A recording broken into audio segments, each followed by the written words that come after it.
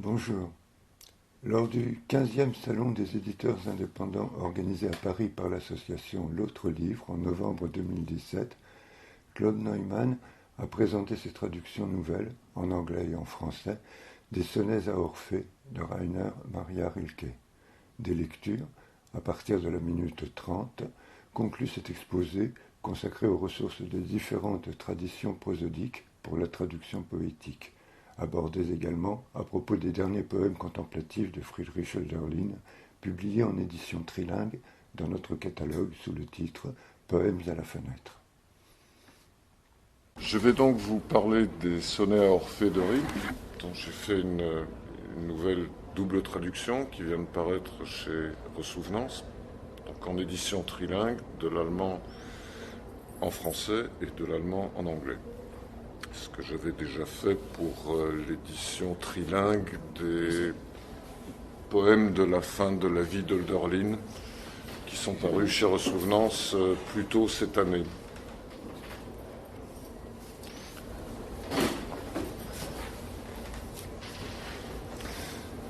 Et donc, cette traduction en deux langues, de l'allemand en français, de l'allemand en anglais,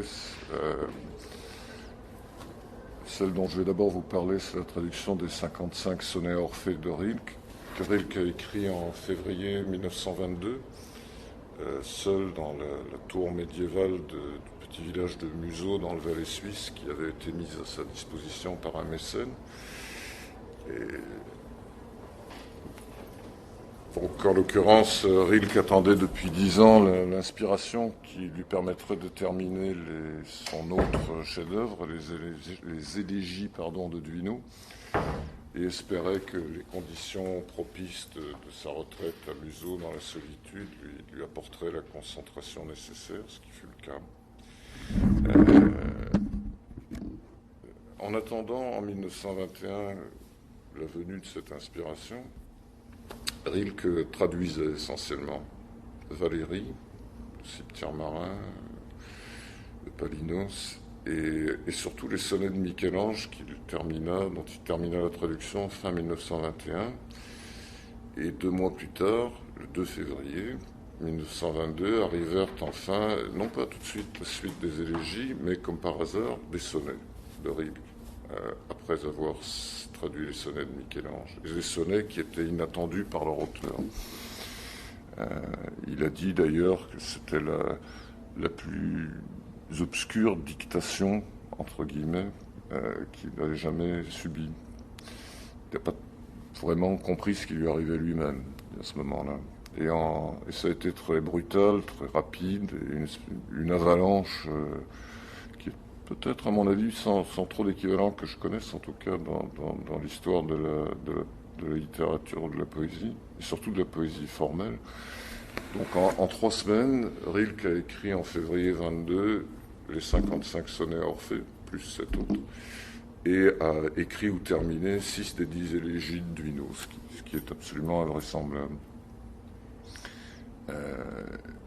Alors on peut remarquer que dans cette avalanche poétique, ce qui arriva en premier, et qui la déclencha, ont été des sonnets précisément, comme les sonnets de Michel-Ange qu'il venait de traduire, et qu'il venait de les traduire en pentamètre iambique allemand, et les sonnets à Orphée qui sont arrivés ensuite sont rimés et soigneusement métrés pour la plupart d'entre eux également.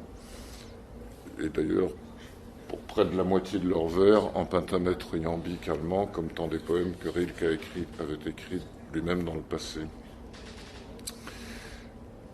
Et donc, la parole qui a été appelée par la contrainte formelle, la rime et le rythme, a continué à se déverser dans ses propres sonnets, et ensuite a ouvert le chemin pour terminer les élégies de Duino, si différentes, elles par contre, beaucoup plus libres dans leur forme. Revenons aux sonnets à Orphée, qui sont l'objet de cette traduction. Alors Rilke les a désignés comme monument funéraire, entre guillemets, à Vera Ukama Knop, qui était une jeune danseuse qui a été la compagne de jeu de sa fille Ruth, et qui était mort 3 ans avant, à l'âge de 19 ans. Et quelques-uns, mais peu, des sonnets parlent d'elle directement. Sinon, les thèmes centraux des sonnets à Orphée sont bien sûr Orphée, et donc le chant, et le chant de louange, ce qui est chanté étant le Dasein, en allemand, donc l'être ici, la présence au monde, ou le regret de sa perte. Le Dasein qui a d'abord été qui a été chanté par Hölderlin dans sa poésie, et avant que Heidegger lui fasse un petit peu mauvaise réputation après. S'il est possible de parler et même de gloser à l'infini sur je dirais les sentiments exprimés dans les sonnets, que je viens de résumer très succinctement, la thématique des sonnets d'Orphée n'est pas en soi, à mon avis, d'une radicale originalité. Ce qui lui donne son pouvoir, sa force, c'est évidemment la manière dont elle est exprimée et portée à incandescence. Et pour citer Baudelaire, parce que la forme est contraignante, l'idée jaillit plus intense. Un autre poème de Robert Frost, un poète américain, a été plus radical. Il a écrit écrire des poèmes en vers libre, c'est comme jouer au tennis sans filet, ce qui est un bon mot, mais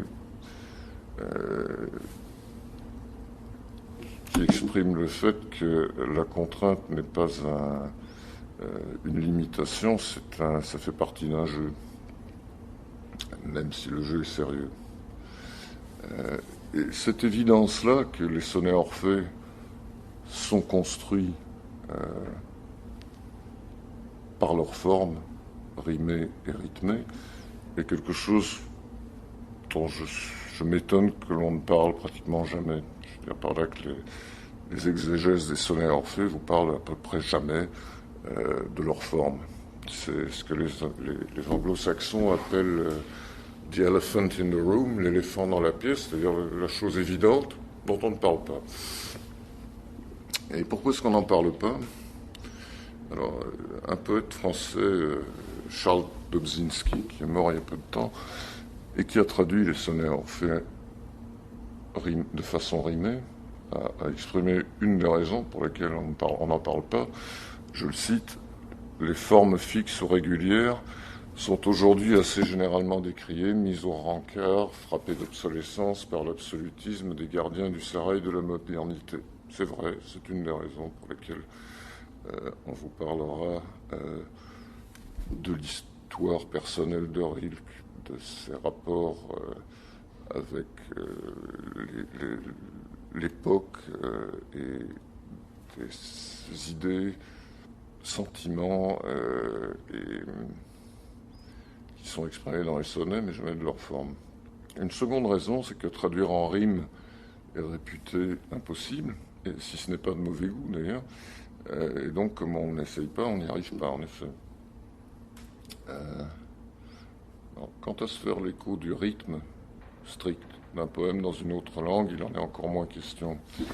Et un des rares traducteurs qui s'y soit appliqué, c'est le poète français Jean Tardieu, notamment dans sa traduction de l'archipel d'Hölderlin. Je le cite: il serait absurde, il serait inutile de vouloir faire passer dans la langue française un tel poème, où la musique joue le rôle d'un indispensable, d'un primordial élément, si l'on se bornait à traduire uniquement ce qu'il est convenu d'appeler le sens, si l'on n'essayait pas de donner simultanément un équivalent français du rythme et de la mélodie. Incidemment, Jean Tardieu a d'ailleurs, je vais pas mal parler d'accent tonique tout à l'heure. Jean Tardieu a écrit dans les années 30 un petit livre de poésie qui s'appelle Accent, précisément. Donc, en l'occurrence, comme il s'agit des sonnets Orphée, je trouve que ignorer les aspects sonores d'une œuvre comme celle-là et leur caractère de chanson est particulièrement dommageable. Car ce caractère de chanson est inséparable du sens, justement, et lui donne son relief. Pardon. Alors, concernant les rythmes des sonnets, précisons tout d'abord que la métrique poétique de l'allemand, comme de l'anglais d'ailleurs, qui sont des langues fortement accentuées, déterminées par nombre justement d'accents, de pieds, donc de groupes de syllabes autour d'une syllabe accentuée, et non pas par le nombre de syllabes par vers, comme c'est le cas dans notre tradition poétique française.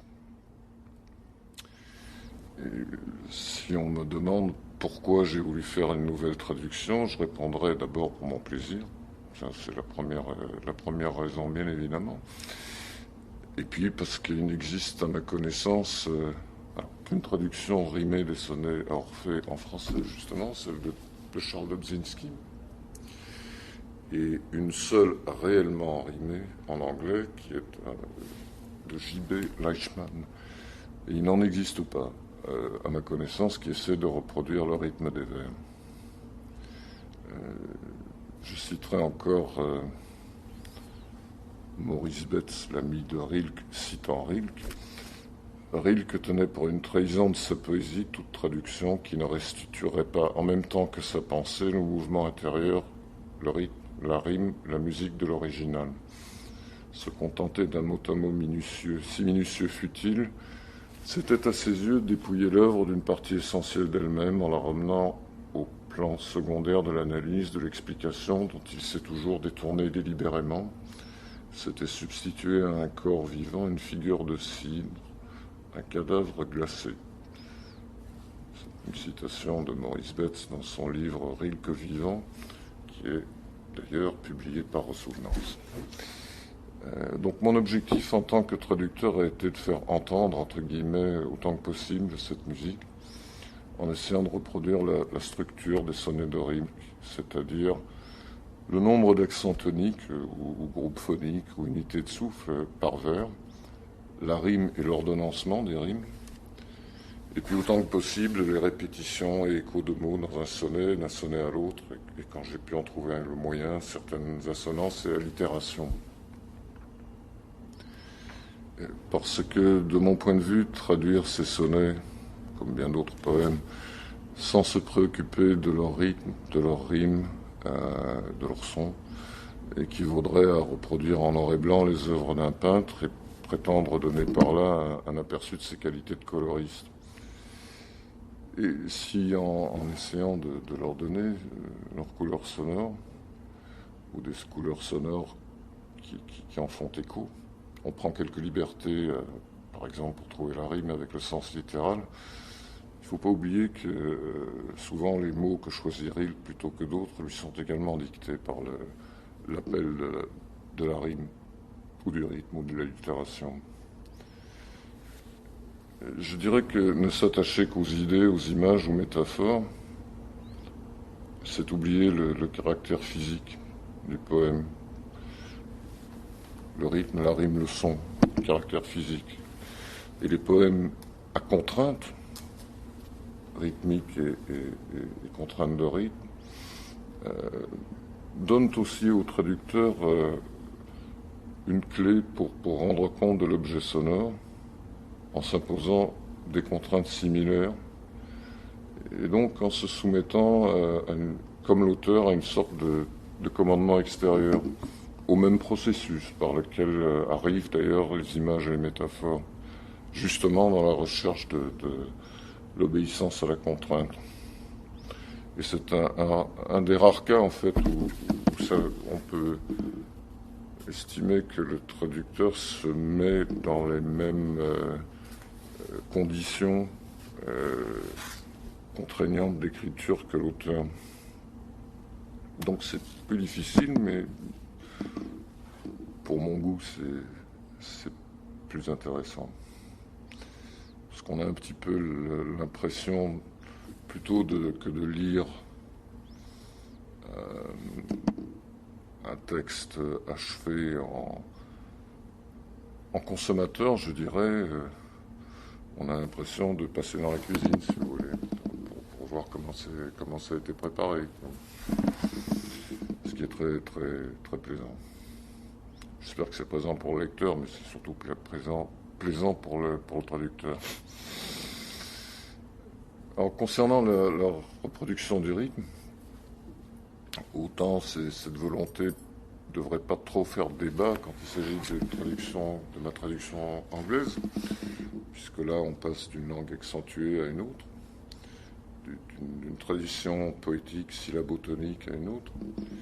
Autant elle peut peut-être surprendre en français, qui est réputé être une langue non accentuée. Mais le français n'est pas inaccentué, et ses accents sont seulement effectivement moins marqués. Mais les coupes du vers sont aussi données par les pauses dans la respiration, les pauses naturelles dans la respiration.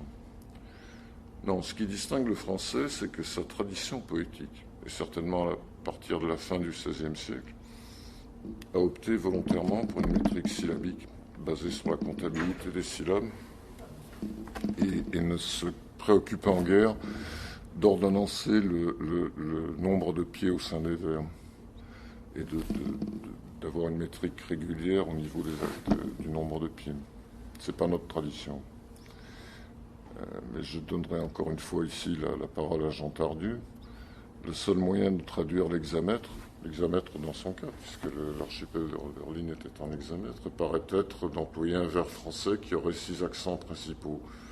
Peu importe le préjugé admis qui veut que l'accent dans la langue française soit ou semble être peu prononcé, l'accent tonique est cependant nettement perceptible. Alors je suis content de citer Jean Tardieu, parce que s'il n'existait pas, je ne sais pas trop qui je citerais, donc j'y tiens. Une autre convention de la poésie française classique est la prononciation du E muet, y compris là où on ne le prononcerait pas ou plus dans une diction naturelle, ce qui contribue à ce que le récitant ne sache plus sur quel pied, c'est le cas de le dire, danser. Et d'ailleurs, à contrario, il suffit d'écouter aujourd'hui malheureusement les comédiens français, la comédie française, qui vous récitent des alexandrins, là par contre en élidant le muet quand il ne faut pas. Hein. Donc c'est bien la preuve que c'est une traduction qu'on a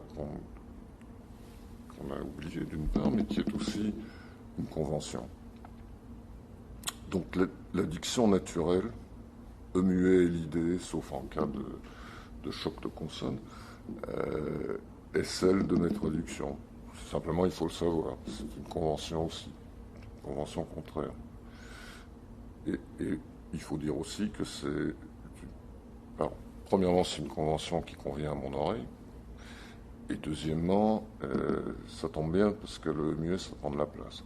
Hein. Donc, quand vous l'élidez naturellement, vous avez un peu plus de jeu pour faire tomber votre vers comme vous voulez.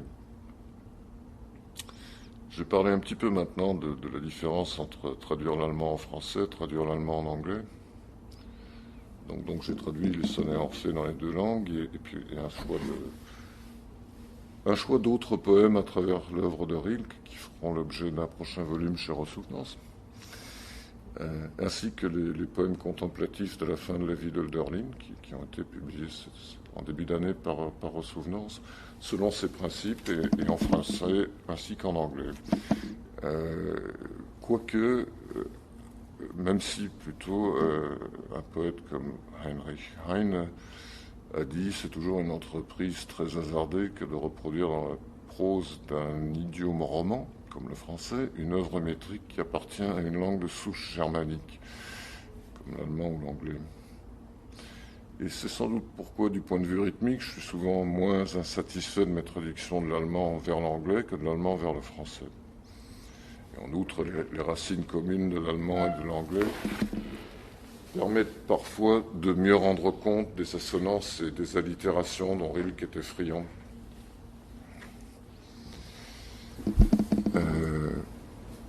Oui, c'est vrai que la communauté d'origine de certains mots anglais et français fait que vous pouvez écrire des vers qui se ressemblent. Mm-hmm.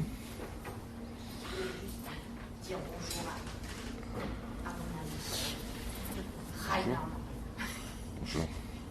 Je parlais à ce point de la conversation, de la différence que ça a été pour moi de traduire les sonnets à Orphée de l'allemand en français et puis de l'allemand en anglais. Voilà, donc en édition trilingue, comme également Hölderlin ici. et du fait que l'allemand et l'anglais, pour être simple, se ressemblent parfois auditivement. Je prends un exemple, un vers Schon hoch hörst du der ersten Haken, already hark you hear the hose working. L'allitération en H est très naturelle parce que les mots sont de même origine, alors qu'en français, écoute, déjà, tu entends les premiers atouts, c'est bien, c'est le sens, mais il faut le modifier légèrement pour arriver à la rythme, mais on n'aura jamais l'allitération comme on peut l'avoir en passant de l'anglais à l'allemand, de l'allemand à l'anglais.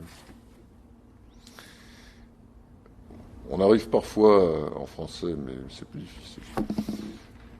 Et par ailleurs, l'anglais offre souvent davantage de manières de dire la même chose, ce qui est bien utile pour obtenir le rythme désiré dans le verbe. C'est-à-dire que tu chantes. En anglais, on peut choisir you sing, you do sing, you're singing, you are singing. Il y a plus de moyens de dire la même chose souvent. Sans pour ça faire des périphrases. En français aussi, on peut dire les choses différemment, mais on a tendance à faire des périphrases. En revanche, pour ce qui concerne la recherche de rimes, le français présente davantage d'opportunités que l'anglais, qui comprend beaucoup de mots offrant peu de rimes. Notamment parce que l'anglais a plus de vocabulaire, donc il y a certains mots qui riment rarement, mais c'est le cas aussi de mots très simples.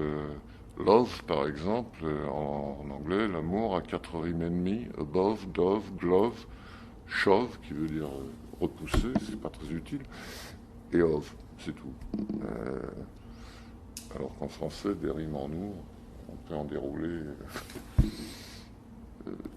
Par contre, l'origine, encore une fois, commune de certains mots allemands et anglais font que quelques-uns, les mêmes rimes en anglais, comme les fait rimer Rilke, en allemand. Alors, le français est ma langue maternelle et pourtant la traduction de ces poèmes des sonnets Orphée en anglais a souvent été moins problématique que la traduction française. Et il y a plusieurs raisons à cela. La première, c'est qu'en anglais, j'ai eu le renfort d'un ami écrivain américain, Donald Clark, qui a jeté un œil sur mes traductions anglaises et m'a indiqué les quelques fois où peut-être un anglais ne s'exprimerait pas vraiment naturellement comme ça. Mais surtout le fait que l'allemand et l'anglais sont deux langues fortement accentuées, bien sûr, ce qui, compte tenu de ma volonté de reproduire le rythme allemand, est d'une grande aide, c'est certain. Et parce que la traduction poétique française se préoccupe du nombre de syllabes par vers qui n'est pas fait pour être entendu mais compté, il faut se forcer en français, d'une certaine façon, pour écrire des vers dont on compte les pieds d'une façon régulière, parce que ça ne nous vient pas naturellement. C'est pour ça que je dis souvent que les poètes français ont tendance à compter sur leur doigt le nombre de syllabes, alors que les Allemands et les Anglais comptent leurs pieds. Les poètes allemands et anglais aussi alors, utilisent souvent l'apocope, c'est-à-dire l'apostrophe, et la contraction orthographique pour s'assurer que le mot soit plus court, pour tomber juste au niveau rythmique. Et comme le rythme du français est plus incertain, on aurait pu s'attendre à ce que les poètes français l'utilisent encore davantage, ces méthodes-là. Et au lieu de ça, c'était le contraire. On a préféré, en tout cas après le XVIe siècle, et des gens comme Baïf, on a préféré régenter la diction poétique en instaurant une convention, qui est celle du muet, pour être sûr qu'il n'y ait pas de confusion. Donc il vient très rarement à l'esprit des traducteurs français d'essayer de reproduire une régularité rythmique, cette espèce de moteur rythmique qui existe en allemand et en anglais, parce qu'elle est étrangère à notre propre traduction poétique.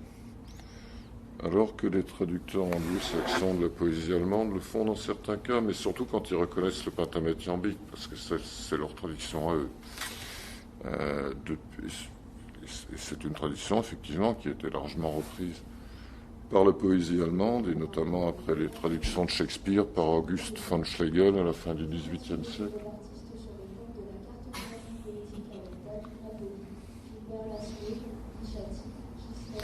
Et donc traduisant en français, je partais d'une certaine façon avec un handicap culturel. Alors, personnellement, je trouve très instructif et surprenant de constater que dans les préfaces de 90% ou 99% des éditions françaises, et aussi, mais peut-être dans une moindre mesure, anglo-saxonnes, des éditions de poésie étrangère, donc, c'est noter que ce qui s'y dit de la métrique et de la prosodie propre à cette poésie étrangère, il s'y dit à peu près rien. On n'en parle pas. D'une part parce que les contraintes métriques et prosodiques ne sont pas modernes,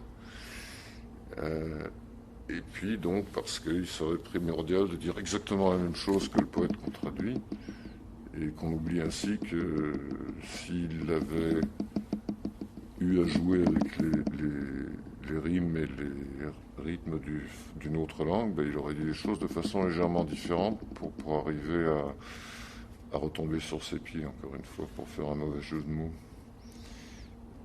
Mais je trouve que ce mépris de la technique, l'aspect technique, artistique, est particulier à la critique littéraire. Parce que si un critique musical ou d'art plastique se bornait pour analyser une œuvre à parler des idées et des sentiments qu'il y perçoit, il ferait bien rire les amateurs de musique ou de peinture. C'est vrai que, après, en tant que traducteur, si on estime par exemple que la rime est une survivance sans intérêt et qu'on n'est pas conscient de la rythmique étrangère, on ne trouve pas ce qu'on ne cherche pas, ce qu'on n'entend pas. Et je trouve qu'il est dommage qu'il soit généralement, entre guillemets, interdit par les traductologues français, c'est-à-dire ceux qui parlent de la traduction sans en faire, et à un moindre degré par leurs homologues anglo-saxons, de traduire poétiquement la poésie, c'est-à-dire en tant qu'objet littéraire dont le sens et la musique sont indissociables. Et donc je terminerai en citant Shakespeare sur ce point. Let no such man be trusted, mark the music. Le marchand de Venise, ne vous fiez pas à un tel homme, écoutez la musique.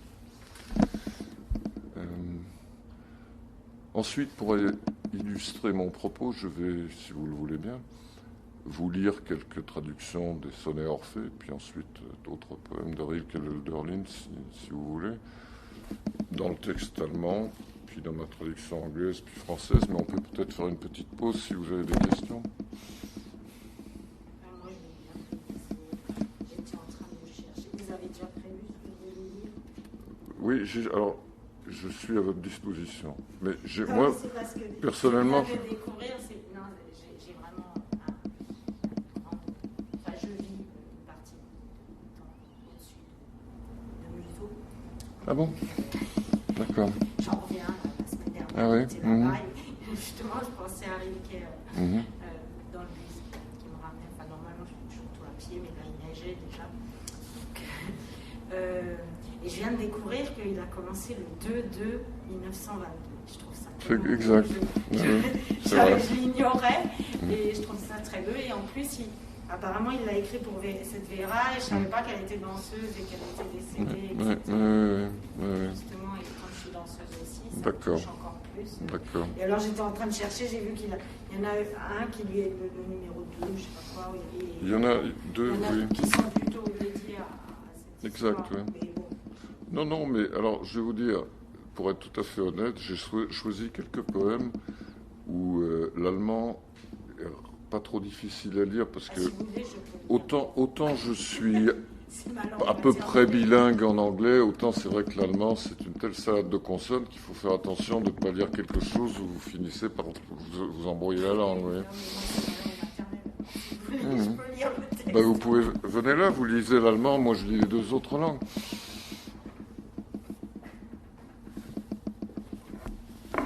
Lequel ?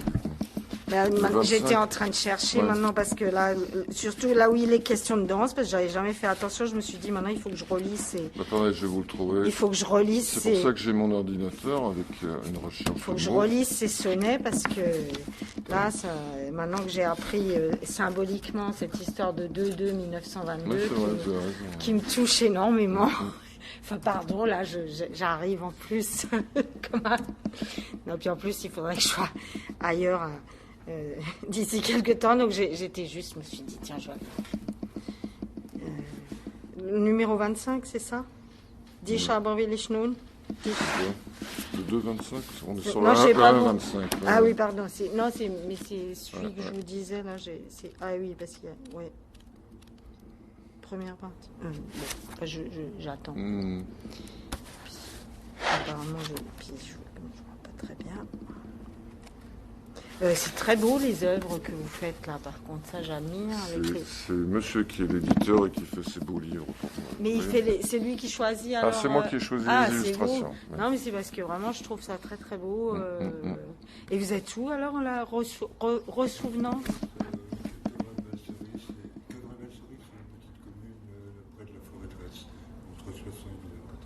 Ah d'accord, ok. Et vous êtes suisse? Eh ben, je suis née à Bâle et je vis en Valais beaucoup, donc effectivement, puis c'est ma langue maternelle, effectivement, le Schweizerdeutsch. Oui, bien sûr. Mais bon, vraiment Rilke, puis allons-y. Alors non, mais je n'ai pas trouvé la page. Regardez ici. Ouais, mais là, je vous propose, on va faire ça...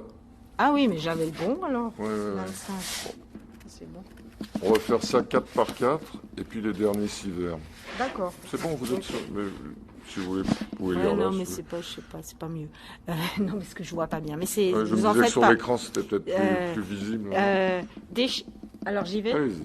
Dich aber will ich nun, dich, die ich kannte, wie eine Blume, von der ich den Namen nicht weiß, noch einmal erinnern und ihnen zeigen, entwandte, schöne Gespielin des unüberwindlichen Schreis. But you I would know like you whom I have known as a flower, the name of which I cannot tell, once more to remember and show to them withdrawn, pretty playmate of the invincible howl from hell. Mais toi je veux maintenant, ô toi que j'ai connu, ainsi qu'une fleur dont je ne saurais dire le nom, encore une fois t'évoquer et à eux te montrer disparu, jolie compagne du cri sans rémission. Quatrain en hexamètre, en l'occurrence, dans les 3 langues, si vous comptez les pieds. Deuxième quatrain. Tänzerin erst, die plötzlich den Körper voll Zögern anhielt, als göss man ihr Jungsein in Erz. Trauernd und lauschend, da von den hohen Vermögen, fiel ihr Musik in das veränderte Herz. First a dancer who suddenly, her body halting, stopped as if in bronze her youth was cast, mourning and listening, then from high powers came falling music into her heart, altering fast.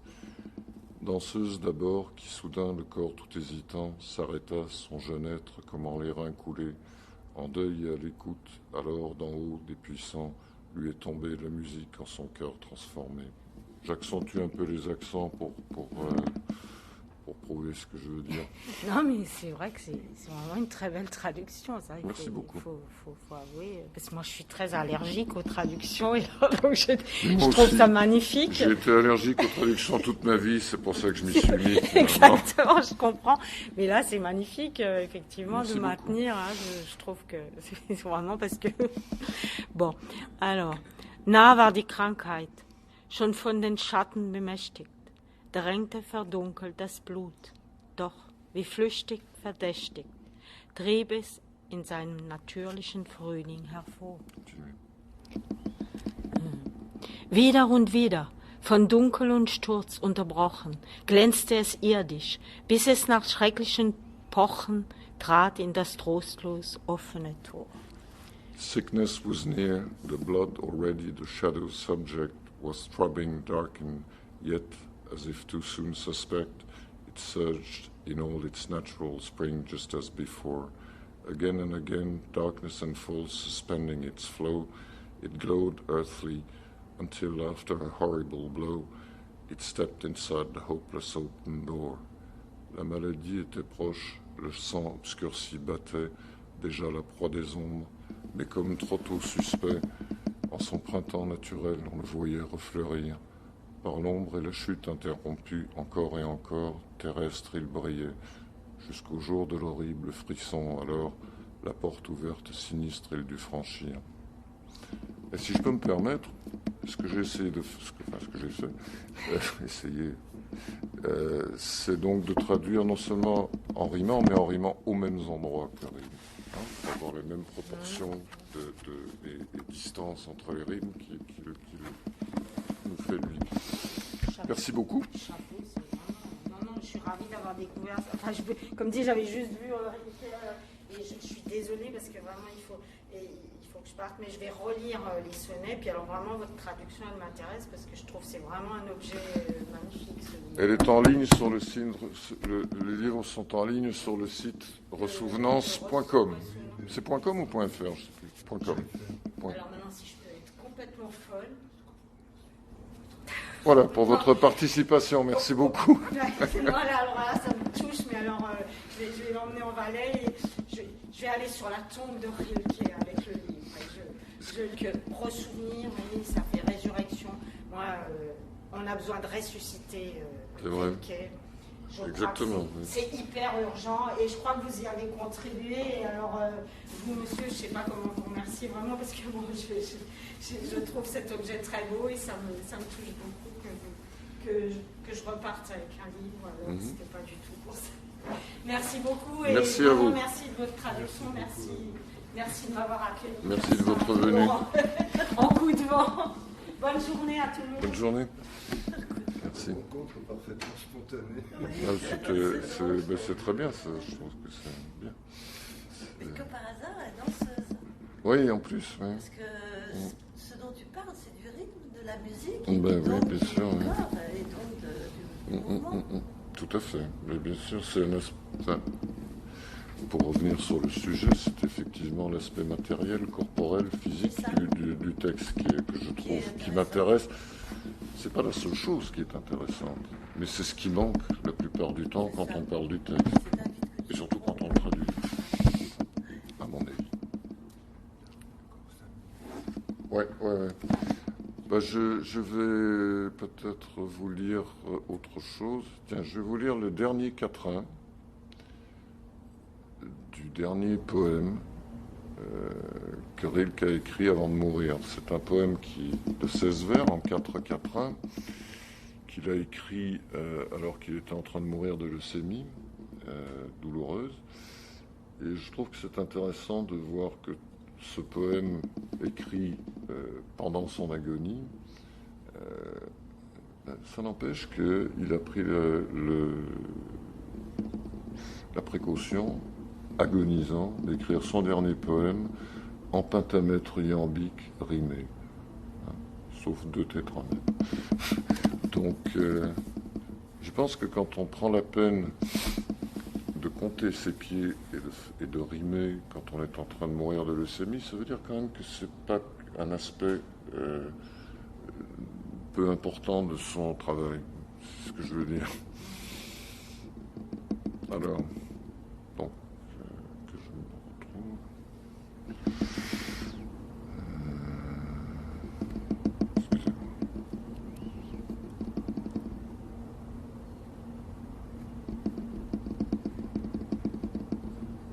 Mes fichiers ont été un peu perturbés par l'intervention de notre ami, là.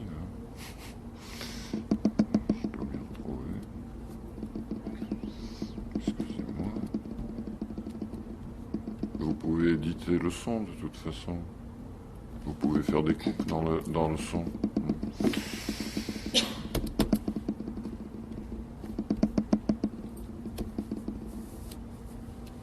Oui, donc voilà le dernier des 4 quatrains de son dernier poème. Bin ich es noch, der da unkenntlich brennt, Erinnerungen reiß ich nicht herein, o Leben, Leben, draußen sein, und ich in Lohe, niemand, der mich kennt. Him am I still the one who burns unknown? I am taking no memories with me. O life, outside to be, an eye on fire, I by no one known. Le suis-je encore, celui qui brûle inconnu? Point je n'emporte de souvenirs en ma mort. Ô vie, être dehors, et moi en feu, et par personne connue. Personnellement, ça me frappe que quand on est en train de mourir douloureusement, on se préoccupe quand même de rimer et de faire des pentamètres iambiques. Oui. C'est peut-être pas si inimportant que cela.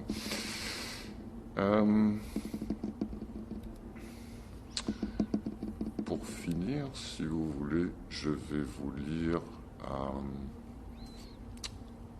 le dernier poème qu'a écrit Hölderlin, qui s'appelle La Vue. Donc, j'ai traduit 28 poèmes contemplatifs de la fin de la vie d'Hölderlin, donc écrits entre 1830 et 1843, qui est la date de sa mort, dans la tour où il était retiré, réputé fou,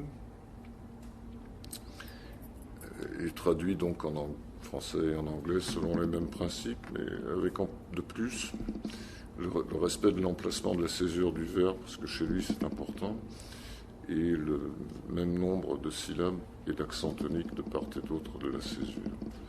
Donc voilà le dernier poème qu'il a écrit, qui n'est pas du tout dramatique comme celui de Rilke.